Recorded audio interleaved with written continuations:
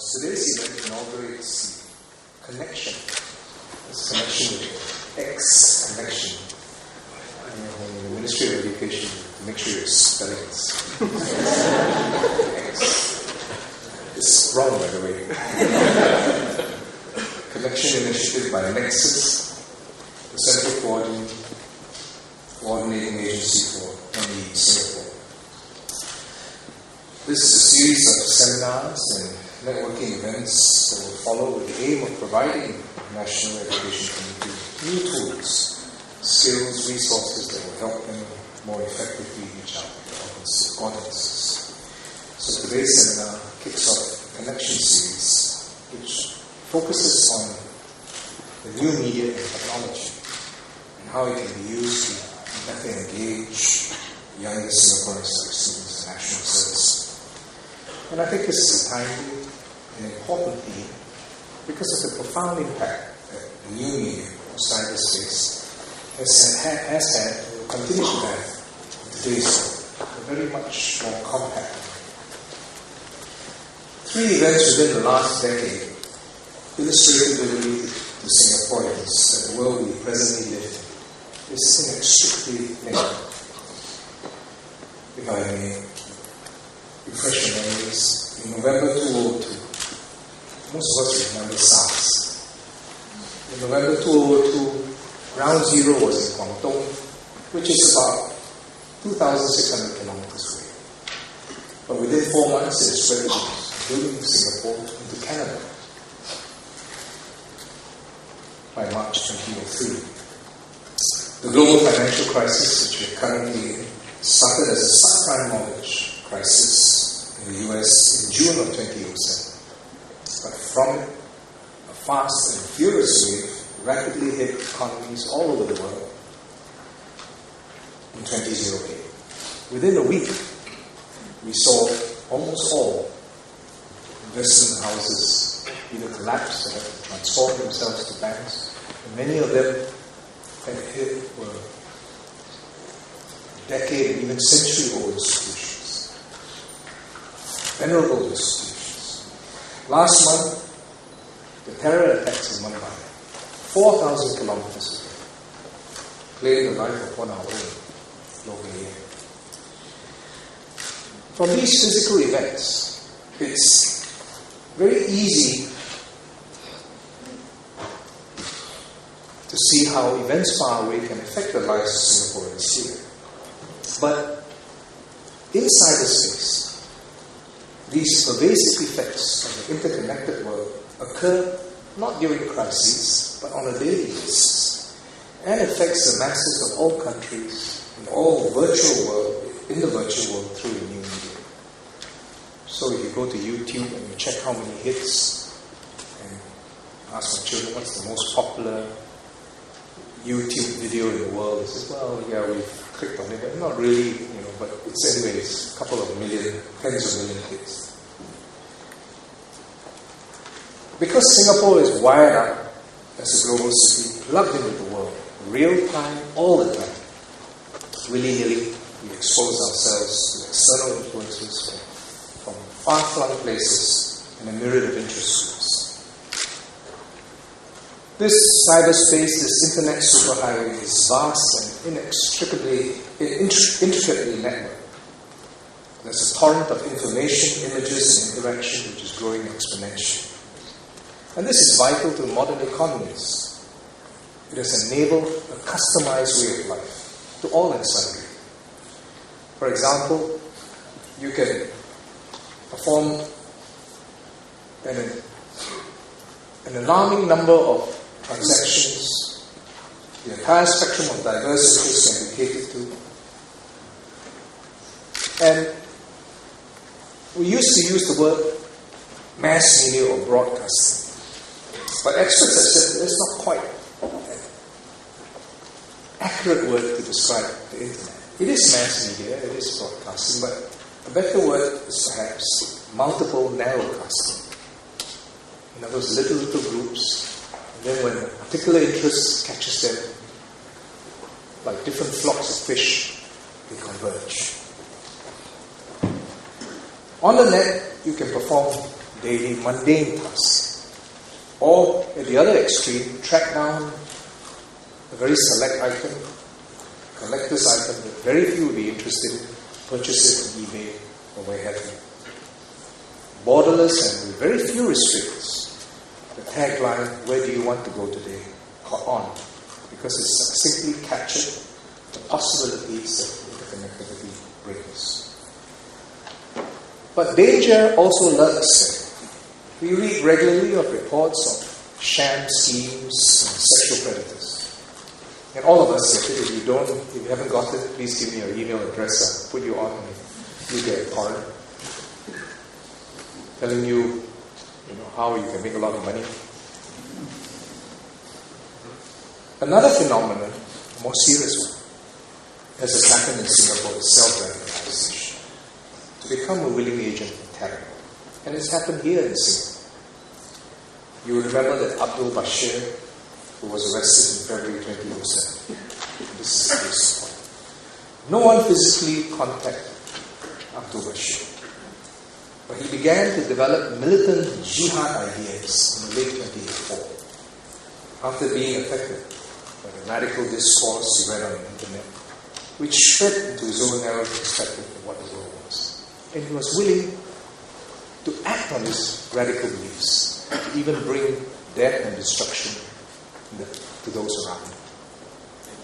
He started, in other words, with a preconceived and was misled in a number of ideas. But on the internet, you can select the things that reinforce your ideas, even if they are wrong. And this became self-reinforcing. And that virtual reality, even though misplaced, became his reality. He was even more convinced he was right. This became so powerful that he was sucked in. For the older generation, and in case I'm misunderstood, the context of the internet, the older generation, which defined as those in the 40s or older. These recent phenomena, you could be amused or curious because people 40 or older, by and large, have some exchanges and use the cyberspace and internet now and then, but we can get by with it. But for those in the 30s and the younger, the so-called net natives, breathe and live around new media. Let me give you an illustration, the source of information. How many of you here read the newspapers, the printed newspapers every day? Keep your hands up. The rest of you who haven't put up hands, don't feel tempted to have to put up your hands, but it's about 70%.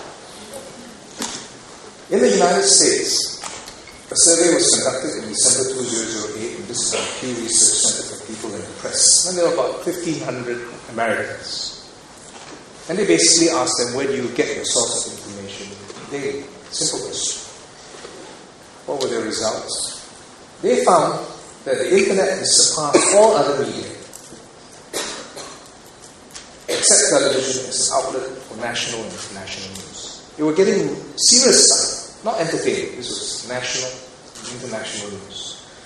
40% of those surveyed said they got most of the news from the internet. For newspapers, it was only 35%. But for Americans younger than 30 years old, these are generally called the Generation Y, who at that age were born between 1977 and 1984. It was even a higher percentage. 60% got their news online. Well, TV as a source of news had dropped to about 60% as well. This tidal change is also affecting Singaporeans. In 2008, a group of students from Ngee Ann Polytechnic surveyed about 500 Generation X and Y Singaporeans. So, roughly in the 20s and 30s, Generation X. 30s and 40s, Generation Y. They found that those of the younger generation, Generation Y, about 40% teenagers and young adults, prefer the internet as a medium for getting news and information. For those in their mid-30s and 40s, it was the opposite. About 60%, 50% preferred newspapers as compared to the internet, about 23%. So I presume this is a Generation Y group. But within 20 years, we've seen a drastic change, and it will continue to change.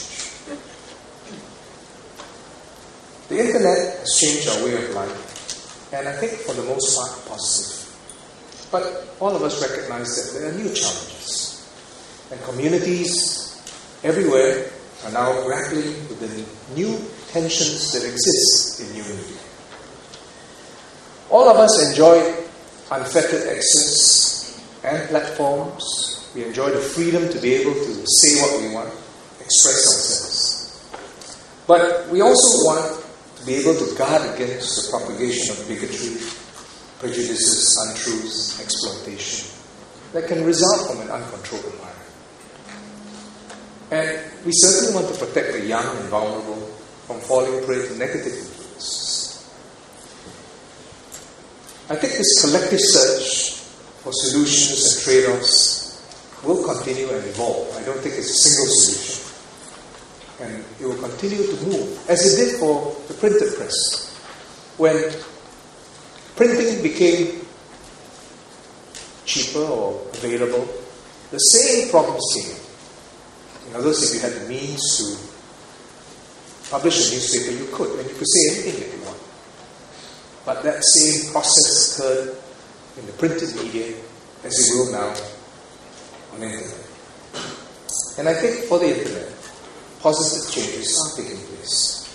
So, for example, social networking where the identities of those within the group are known, or at least they declare themselves, is gaining more traction compared to forums where you don't know who you're talking to really. The contributors are anonymous and hold no accountability.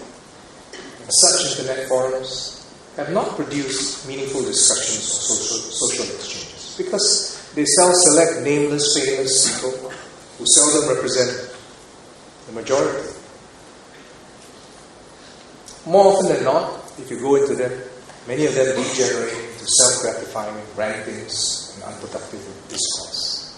They self-select the mood and it just reinforces what they believe and not really open because you don't know whether the person saying this is a vested interest or why they're saying it. So I ask my students when I visit them and interact with them how they approach this. And thankfully they're quite discerning.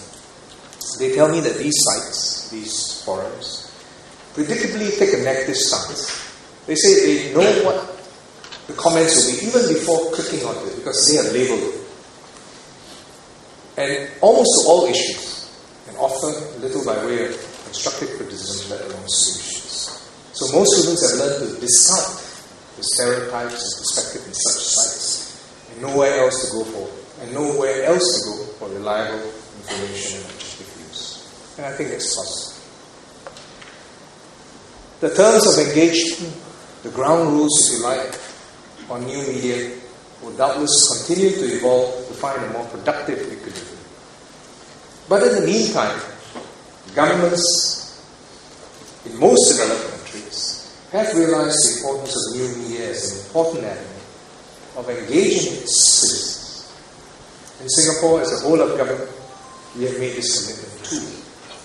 In the context of our efforts in national education, we must have a presence in cyberspace, especially because there are now so many competing worldviews. We must provide a balance to ideas that sow discord and disunity, and we should refute falsehoods where appropriate. It makes it even more crucial for your community, the national education community, to build up our resilience and strengthen our social cohesion so that we can stand united in the face of any crisis. We have to work harder to ensure Singaporeans, whether born here or a new citizen, develop a sense of shared identity, emotional attachment, and a sense of belonging to Singapore. National education, or NE, has therefore become more challenging than ever. Through NE, we imbue the timeless values that have helped Singapore progress and have united Singaporeans as one people. National education is vital to our total defense for now and for the future. To facilitate this engagement in the new media, I'm happy to today officially launch Connexion.sg. This is developed by Nexus, and it brings together for the first time everyone involved in the national education in one way or another. With links to other websites, Connexion.sg is a first-stop website where any practitioners can download, share information on national education-related issues, resources, events, best practices, and vendors. You can also network with one another and find partners to collaborate with. And through this portal, Nexus hopes to grow an active and vibrant online community of any practitioners who not only are users but co-creators of the website. But let's be clear, the mere presence of such a portal will not be sufficient to achieve our goals. To do so, we have to refine our approach to reach out to the new generation Singaporeans who are web-savvy and well-trained. We can no longer simply focus on disseminating information. Just because you put content on the portal or in a printed page doesn't mean that people will read it, and if they read it, doesn't mean that they'll be convinced. We must, in some sense, become better storytellers. In the era of radio, late I saw, for those of you who remember. How many of you, well, put up your hand in there to show your age, but how many of you remember? See, it's only about 10%. We're a dying breed. Only radio then. But this master storyteller had the power to capture the imagination of thousands of listeners who hung on to every next word. Listen in rapt attention to every note of his voice. In other words, only the ears, the auditory sense was stimulated. You didn't have what you have in video now. Sense around, moving pictures and what have you. You could only use your ears. But the engagement was no less intense. People listened to his inflection, the strategic pause, the suspense, and could not wait for the next episode.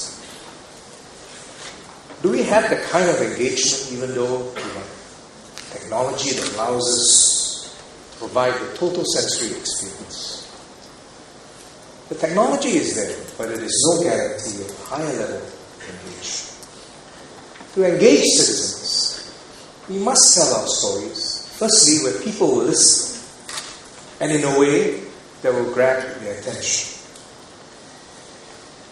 And we must understand the listener. Having grown up with digital technology, Generation Y takes naturally to it. I know many parents like me will say, and they can't really understand how teenagers can multitask in the way they do. So I'm going to give you confirmation of what you always thought was prevalent. This is a survey data released in 2008 by Sinovac. It's a leading global research firm. And they were looking at the multitasking and media-rich lifestyles which are now norm among 8 to 24-year-olds in Asia. This includes Singapore. The facts, and just some figures. The people who responded, the respondents, fitted 38 hours worth of activities into one day. Figure the maths. Now, it's only 24 hours a day, but they could do 38 hours worth of activity. So there must be multiple channels. That's number one. So if you think that teenagers are multitasking, you're quite right. Because they sit on the radio, and all our children do it. And then there's SMS, and then there's a message, and then they're reading, and then they do the homework, and then there's the radio on. And then they pop by and they're eating. So it's a total sensory experience.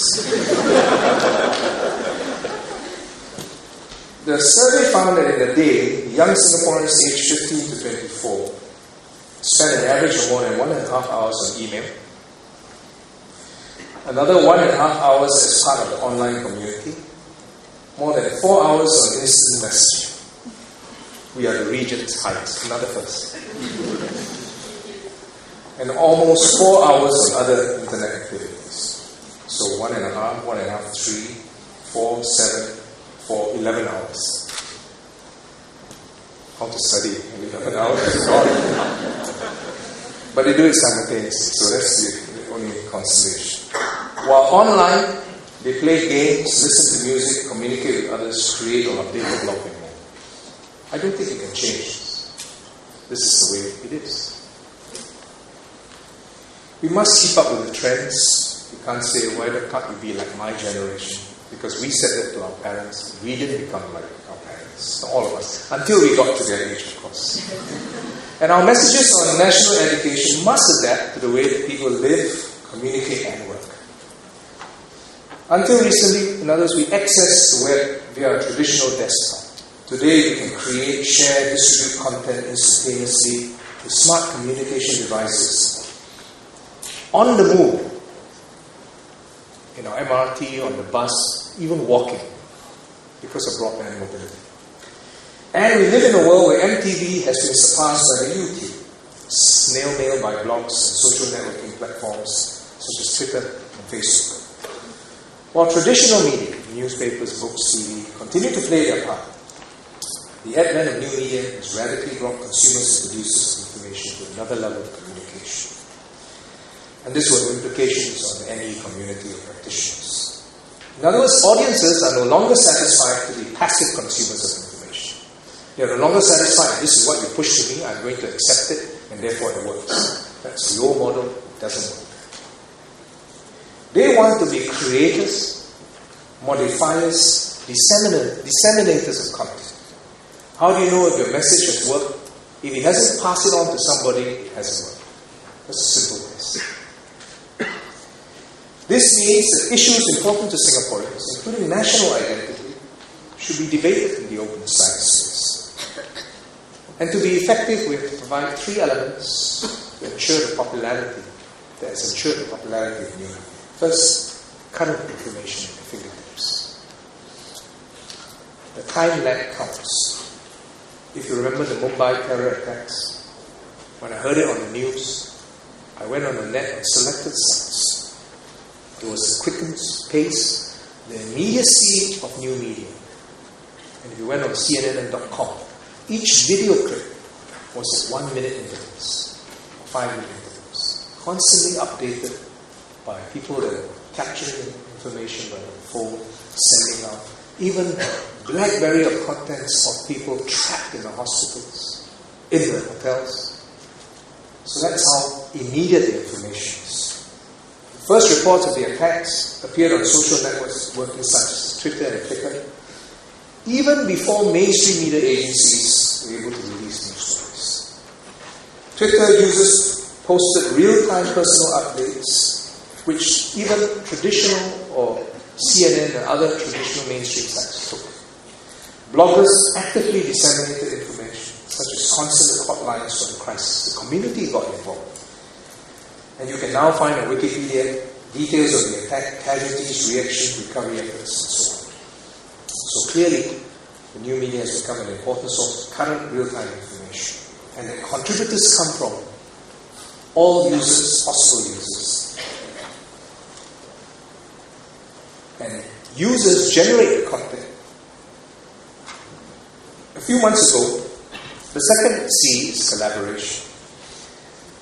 Currency, collaboration. A few months ago, we witnessed how US President-elect Obama used new media platforms to organize events, rally supporters, and raise funds for his presidential campaign.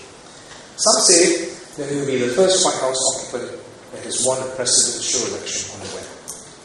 He had an official YouTube channel and the presence of Facebook. In fact, the creator of Facebook worked full-time for him. He published dozens of podcast episodes and audio books on iTunes and even an iPhone application. Campaign volunteer meetings were organized via Facebook. It made it easier for his supporters to stay on top of the news. Gave them mobile tools to call friends, get involved in campaign and donate funds. And it provided opportunities not only for mass participation but collaboration, interaction and networking. The last C is the carrier of viral content. I said one simple measure is the message you put out, is it disseminated or replicated? Successful clips spread rapidly like a virus. One classic example of viral dissemination is the Star Wars kid video.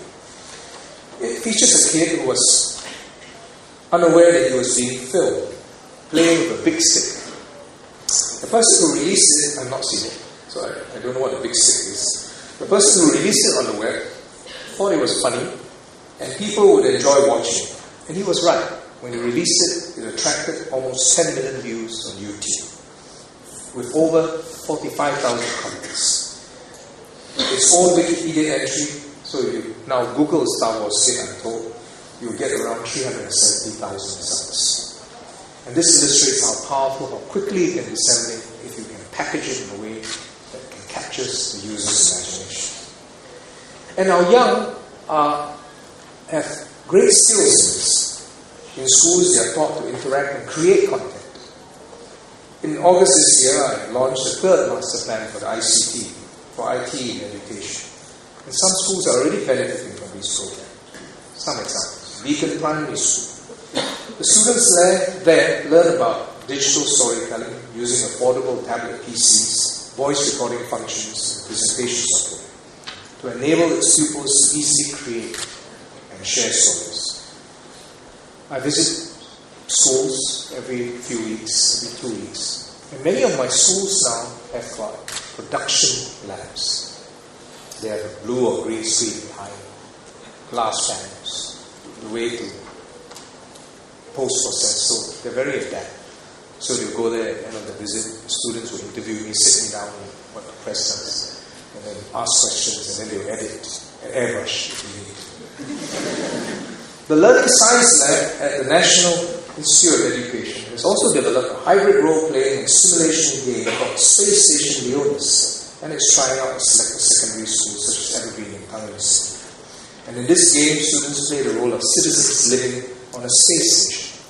They experience the challenges of managing the infrastructure of the space station, which is about the size of Singapore. NIE is also working with Mayflower Primary, Stanford Research Institute, a large consultancy in the US, to harness group scribbles, GS, tablet PCs, and interactive whiteboards for collaborative knowledge sharing among pupils.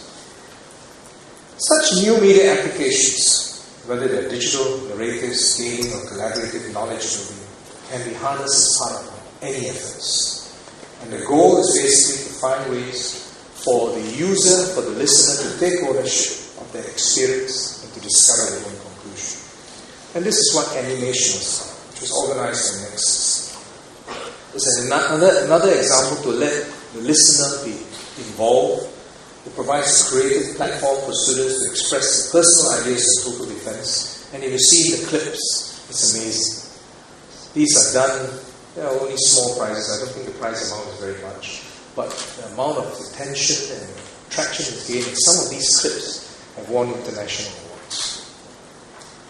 Students are equipped with the skills to produce just 1-minute animation clips. You've seen some of them on the TV, and they're publicly viewed and voted. And in the process of making that video, they write the script, they interview the people, they create the platforms. They learn so much more and form their own conclusions than when we just post the content to them. This year, students who are taking part in animation have set up Facebook groups and even blog about their own experience. Today you can view these clips and imagine booths in the exhibition area. You can vote too for your favorite clip. Let me conclude. We recognize the challenge for any practitioners. Any community will continue to play a crucial role in helping younger generations of Singaporeans understand how our past has shaped the present and what we must defend to provide hope for our future. Today's networking session revolves around the theme of how new media can be used to engage our Generation Y. This initiative by Nexus and MINDEF also reflect governments, agencies' increasing commitment to engage citizens on the net. And we brought together people like you who are involved in any efforts from the ministries, SAX, school, and private sector. I hope that your discussions will be productive and bring out good ideas to have a new media to expand and enrich your national education efforts. This is an important initiative because the Singapore story is worth telling. And I wish you a fruitful session.